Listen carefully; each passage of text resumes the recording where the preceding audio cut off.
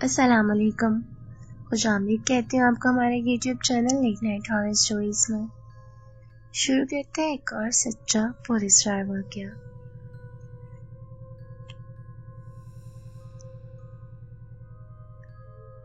اس مکان نے شہرت حاصل کر لی تھی۔ لوگ کہتے تھے وہاں سے گزرنے والے کے ہوش کتنے دن تک واپس نہیں آتے، وہ نیم پاگل سا ہو جاتا ہے۔ مجھے جب یہ کہانیاں پتہ چلی تو میں ہنس ہنس کے لوٹ پوٹ ہو گیا۔ دوستوں نے مجھے گھور کے دیکھا اور کہا، اتنا تو بہادر ہے تو رات گزار کر آؤ وہاں پہ۔ دوستوں کے کہنے پہ میں مسکرایا اور بولا، بدلے میں مجھے کیا ملے گا؟ کہنے لگے، منہ مانگی قیمت، جو تم مانگو گے، جو تم کام بولو گے ہم سب کریں گے، سوائے یہ کہ ہمیں اس گھر میں رات گزارنی پڑے۔ میں نے کچھ سوچا اور پھر بولا، ٹھیک ہے۔ بات یہ ہے کہ طلحہ میرا ایک دوست جو کہ اس وقت ہمارے ساتھ موجود نہیں تھا، مجھے اس کی بہن بہت اچھی لگتی تھی اور میں اس سے نکاح کرنا چاہتا تھا، مگر دوستی کے لحاظ سے میں یہ بات اسے کہہ نہیں پایا۔ میں نے اپنے دوستوں سے کہا کہ اگر میں وہاں رات گزار آؤں تو تم سب طلحہ سے بات کرو گے اور میری حمایت میں اسے راضی کرو گے۔ وہ مان گیا تو اس کے گھر رشتہ بھیجنا میرا کام ہے۔ رشتہ بھیجنے سے پہلے میں اپنے دوست کی رضامندی چاہتا ہوں، کہیں وہ یہ نہ سمجھے کہ میں اس کی بہن پہ نظر رکھ کر بیٹھا ہوں۔ میں اس لڑکی کو اپنی عزت بنانا چاہتا ہوں، اور دوست میری یہ شرط مان گئے اور وعدے کے مطابق صرف ایک ٹارچ لے کر میں اس گھر کی طرف چل پڑا۔ رات کے 12 بج رہے تھے۔ گھر کے باہر کھڑے ہو کر اسے غور سے دیکھا۔ نہ جانے کیوں دماغ نے مجھے روکنا چاہا، مگر مجھ پہ اپنی بہادری اور طلحہ کی بہن رمشا کا جنون سوار تھا۔ دروازہ کھلا ہی رہتا تھا، ٹوٹا پھوٹا دروازہ، اس کے آگے اوپر جانے والی سیڑھیاں تھیں، گھپ اندھیرا تھا۔ میں ٹارچ جلائے سیڑھیاں چڑھنے لگا۔ جب اچانک کسی بلی کے رونے کی آواز آنے لگی تو مجھے بہت ڈر لگا، لیکن اس ویرانے میں کسی بلی کا ہونا عجیب بات نہیں تھی، اس لیے میں نے زیادہ دھیان نہیں دیا اور آگے بڑھ گیا۔ سیڑھیاں ختم ہوتے ہی ایک وسیع صحن تھا اور اس کے دونوں طرف تقریباً 4-5 کمرے بنے ہوئے تھے۔ ایک طرف سے سیڑھیاں اوپر جا رہی تھیں، مطلب اوپر ایک منزل اور تھی۔ ایک دم مجھے کھانا پکنے کی خوشبو آئی، برتن کھڑکنے کی آواز آنے لگی۔ یہ آواز اوپر کی منزل سے آ رہی تھی۔ اس خالی گھر میں کون کھانا پکا سکتا تھا؟ میرا دل تیز تیز دھڑکنے لگا۔ بہرحال دوستوں سے وعدہ کیا تھا، رات تو گزارنی تھی، بس اوپر کی جانب چل پڑا۔ اوپر پہنچا تو اوپر بھی ایک طرف 2 کمرے اور اس سے آگے ایک کچن تھا۔ میں ڈرتے ڈرتے اس جانب چل پڑا۔ وہاں ایک عورت میری طرف کمر کیے کھڑی تھی، ایسا لگا کچھ پکا رہی ہو۔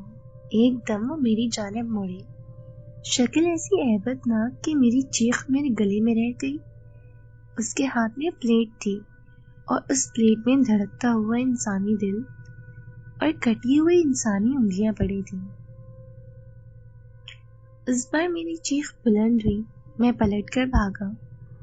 کسی چیز نے میرا پاؤں جکڑ لیا، میں گر گیا۔ میں نے دوسرے پاؤں سے اس چیز کو ضرب لگائی۔ وہ اس عورت کے بال تھے جو لمبے ہوتے ہوتے میرے پاؤں سے لپٹ گئے تھے۔ زور لگاتے ہی اس نے میرا پاؤں چھوڑ دیا۔ میں گرتے پڑتے نیچے کی طرف بھاگا۔ پیچھے سے اس عورت کے قہقہے بلند ہو رہے تھے۔ دونوں منزل عبور کر کے میں اسی داخلی دروازے پہ پہنچ گیا جہاں سے اندر آیا تھا۔ مجھے میری شرط، رمشا، بہادری سب بھول چکا تھا۔ میں بس یہاں سے زندہ بچ کر جانا چاہتا تھا، مگر ابھی نئی مصیبت منتظر تھی۔ وہ دروازہ بند تھا۔ میں جتنی لاتیں مکے دروازے کو مار سکتا تھا میں نے ماری، مگر وہ ٹوٹا پھوٹا نظر آنے والا دروازہ اب ایک لوہے کے دروازے میں تبدیل ہو چکا تھا۔ میں دروازے پہ ہی سر پکڑ کے بیٹھ گیا اور یہاں پھنس چکا تھا۔ اوپر جانے کی ہمت نہیں ہو رہی تھی۔ اسی طرح سیڑھیوں میں بیٹھے کتنی ہی دیر گزر چکی تھی۔ جب مجھے اپنے پاؤں پہ کچھ چلتا ہوا محسوس ہوا، میں نے ٹارچ کی روشنی ڈال کے دیکھا تو میرے اعصاب خطا ہو گئے۔ یہ بڑی بڑی مکڑیاں تھیں، کسی سیب کے جتنی بڑی، سینکڑوں کی تعداد میں میرے پاؤں پہ چڑھی چلی آ رہی تھی جیسے مجھے کھا جائیں گی۔ میں نے انہیں لات مار کر پیچھے کرا اور پلٹ کر اوپر کی جانب بھاگا۔ مکڑیاں میرے پیچھے آتی رہیں جیسے میرے ہی تعاقب میں ہوں۔ میں بری طرح حواس باختہ ہو چکا تھا، پھر پہلی منزل پہ کھڑا تھا، سخت سردی میں پسینے چھوٹ رہے تھے، اوپر والی منزل کی چڑیل کا خوف کھائے جا رہا تھا۔ بہرحال سیدھی لائن میں بنے کمروں میں سے پہلے کمرے میں گھس کر دیوار سے ٹیک لگا کر بیٹھ گیا۔ کچھ سمجھ نہیں آ رہا تھا۔ مستقل اوپر والی منزل سے چلنے اور سامان گھسیٹنے اور اچھل کود کی آوازیں آ رہی تھیں۔ میں بیٹھے بیٹھے دل ہی دل میں آیت الکرسی پڑھنے لگا۔ آوازیں آنا بند ہو گئی۔ تقریباً 2 سے 3 گھنٹے میں اسی کمرے میں دروازے پر نظریں لگائے بیٹھا رہا۔ جب میرے حواس کچھ بحال ہوئے اور آوازیں آنا بالکل بند ہو گئی تو میں اٹھ کھڑا ہوا۔ میں کوئی کھڑکی ڈھونڈنا چاہتا تھا جسے چھلانگ لگا کر یہاں سے نکل سکوں۔ باہر آیا، برابر میں کمرے سے جھانکا، کچھ نہیں تھا، کھڑکی بھی نہیں۔ تیسرے کمرے میں جھانکا، وہاں ایک کھڑکی تھی۔ میں کھڑکی کی طرف بھاگا۔ جیسے ہی کھڑکی پہ پاؤں رکھ کر چڑھنا چاہا، کھڑکی کی بیرونی جانب سے ایک بچہ اس طرح آ کے الٹا لٹک گیا جیسے کھڑکی پہ چمگا کر الٹی لٹک جائے۔ بچے نے لمبی سی زبان نکالی اور میرے بازو پہ پھیر دی۔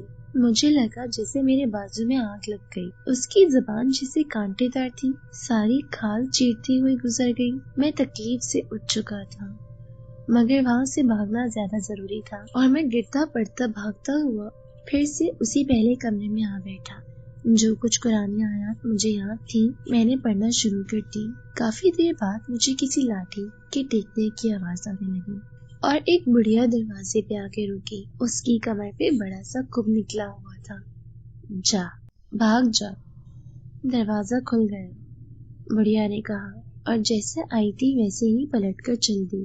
یہ الفاظ میرے لیے زندگی کے لیے ایک نوید تھے۔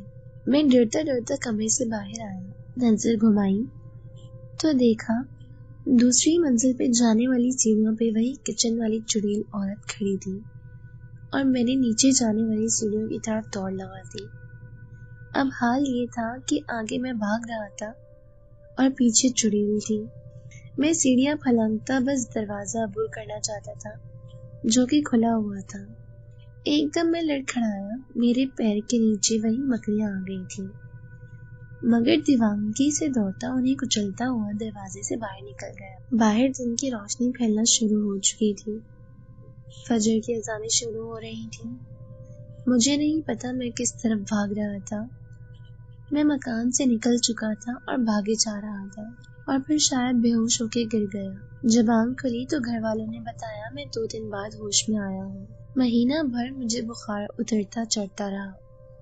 بازو پہ سرخ نشان مجھے بار بار اس بچے کی یاد دلاتے تھے۔ دوستوں نے میری حالت دیکھ کر ایسی شرط مجھ سے معافیا مانگی۔ وعدے کے مطابق طلحہ کو بھی راضی کر لیا گیا۔